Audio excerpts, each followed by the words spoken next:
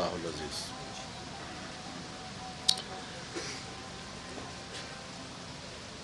ساڑھے تین پونے 4 سال پہلے جس ڈرامے کا آغاز ہوا تھا اس کا ڈراپ سین ہو گیا ہے۔ چرب زبانی، نمائش اور جھوٹ پر مبنی سیاست کا آج خاتمہ ہو رہا ہے۔ اس لیے میں تمام جماعتوں کے کارکنوں اور عوام کا شکریہ بھی ادا کرتا ہوں کہ انہوں نے ملک کو اس نحوست سے نجات دلانے کے لیے جو قربانیاں دیں، اور ان کو مبارکباد بھی پیش کرتا ہوں اپنی کامیاب جدوجہد کے نتائج پر۔ یقیناً ہم پاکستان میں ایک صحت مند سیاست کی بنیاد ڈالنا چاہتے ہیں، احترام پر مبنی اقدار کا احیاء چاہتے ہیں۔ ہمارے ملک کی سیاست میں یہ روایات، گھٹیا قسم کی روایات، ایک دوسرے کی بے توقیری کی سیاست، اس کی تذلیل و رسوائی کی سیاست، تمسخر کی سیاست، اس نے ہمارے معاشرے کی بنیادوں کو ہلا کر رکھ دیا ہے، اور جب معاشرہ اپنے قدرے کھو بیٹھتا ہے تو اس کا نتیجہ یہی ہوتا ہے کہ پھر وہ کولیپس کرتا ہے، اپنے وجود کا خاتمہ کر دیتا ہے۔ میں تو اپنے دوستوں کی اجازت سے یہ بھی کہنا چاہوں گا کہ جن دوستوں نے ابھی تک فیصلہ نہیں کیا، وقت ہے کہ وہ قومی دھارے میں شامل ہوں، حزب اختلاف کا ساتھ دیں۔ یقیناً ہمارے سامنے چیلنجز ہیں، جیسے میں نے عرض کیا، ایک صحت مند سیاست، احترام پر مبنی اقدار کا احیاء، معاشی، معاشرتی، سیاسی اور اقتصادی اصلاحات کی ضرورت ہے۔ اور یقیناً آج ہم جس یکجہتی کا مظاہرہ کر رہے ہیں، اسی یکجہتی اور باہمی تعاون کی ضرورت ہوگی اگر ہم نے ملک کو دوبارہ اپنے پاؤں پہ کھڑا کرنا ہے۔ سنا ہے کہ وہ قوم سے خطاب کرے گا۔ اب سب کچھ ہاتھ سے نکل چکا ہے، پانی پل کے نیچے سے بھی گزر چکا ہے، اور تیرے لیے چاٹنے کے لیے بھی ایک بوند نہیں رہ گیا ہے۔ اگر آپ کے اندر کچھ بھی اخلاقیات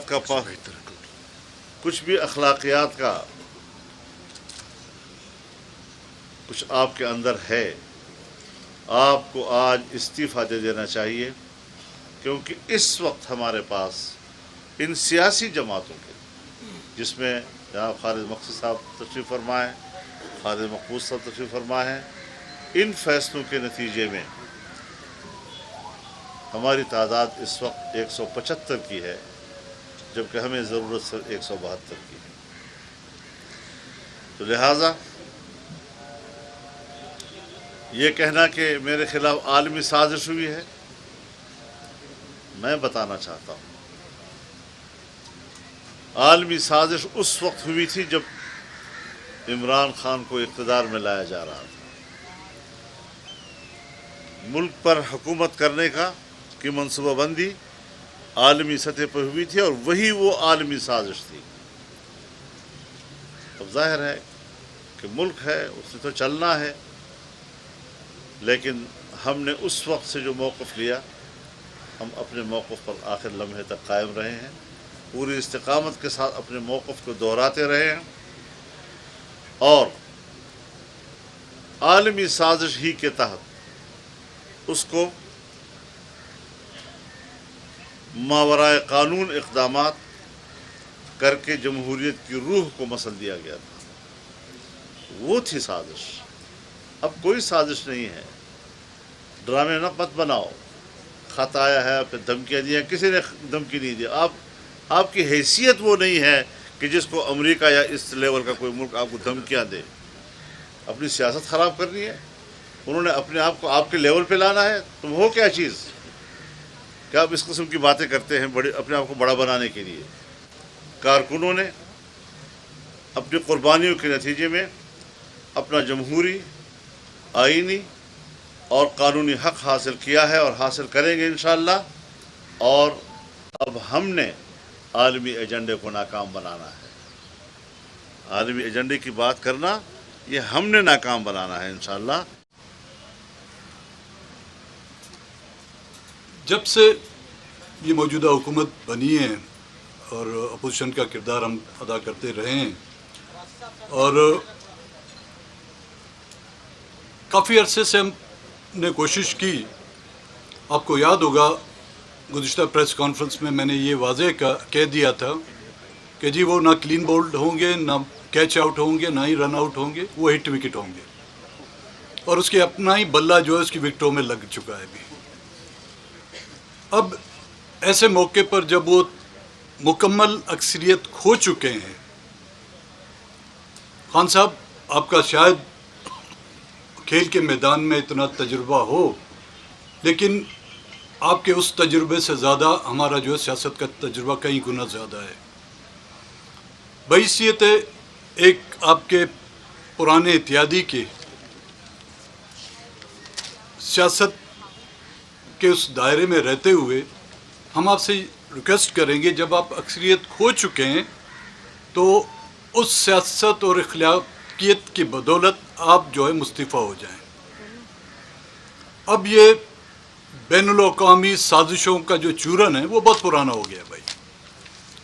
یہ تو بین الاقوامی سازشیں جو ہے 1947 سے چلی آ رہی ہیں. کبھی کس پر، کبھی کس پر، کبھی کوئی کس ملک کا ایجنٹ تھا، کبھی کوئی کس ملک کا ایجنٹ ہے. اب یہ چورن بکنے والا نہیں ہے. کوئی نیا چورن دیکھیں، کوئی نئی دکان کھولیں.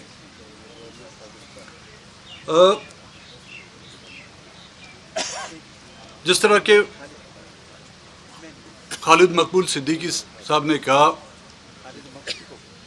کہ کچھ مسائل ایسے ہیں جو ہم سب کے، نہ کہ صرف پولیٹیکل پارٹیوں کے بلکہ اس ملک میں رہنے والے عوام کے قدر مشترکہ ہیں. اور اس ملک میں بسنے والے ہم چاہے کس صوبے سے بھی تعلق رکھتے ہوں، کسی رنگ، کسی نسل، کسی زبان سے بھی ہمارا تعلق ہو، ہیں تو ہم انسان. اس انسانی حقوق کی جو پامالی کی جا رہی ہے گزشتہ 30 سالوں سے، اس کی روک تھام ہونی چاہیے.